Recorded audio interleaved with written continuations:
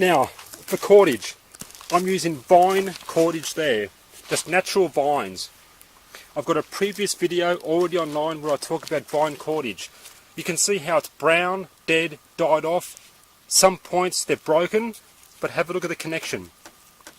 It's still a pretty strong, decent connection. I can move it. You want to loop it. If you get 4, 5, 6 plus loops and just tuck the end in, you can't do knots with cordage. They can snap, but you can see the cordage for natural vine cordage. This one's still green. The leaves are still on there but shriveled up, and you can see again, look at that. It's still a pretty good cordage. Then you can use anything you like. The paracord freaks will like this one. Paracord. Tape. That's electrical tape. You can use duct tape. Any sort of string. More cordage, vine cordage up there. They're palm fronds, green palm fronds. And they're pliable enough to tie. So that's tied on there, bang.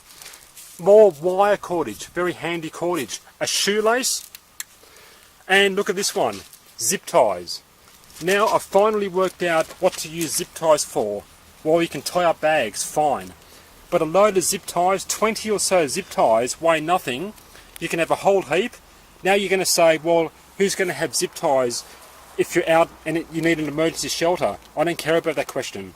I'm just saying that's an example of what you can use. That's a long zip tie, and that's a short zip tie. Good for the small, if the supports are small, even the small one went around there. This one was a larger piece, so I needed the longer zip tie.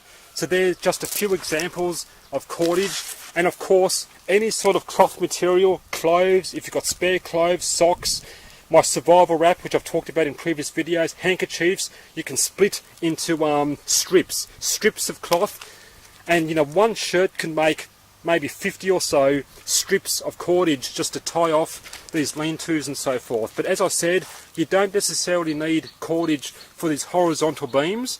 You're going to weave those through between the main lean-tos. But you should lash your main lean-to supports onto the ridgepole. I've just got the cordage tie-offs here as examples of the sort of cordage that you can use. And there's a rubber band, almost forgot. With a toggle, turn it, make it tight, stick the toggle in there, and even a rubber band. And that might be good in the wind. It's flexible in the wind. So there's 6 or 7 different forms of cordage right there.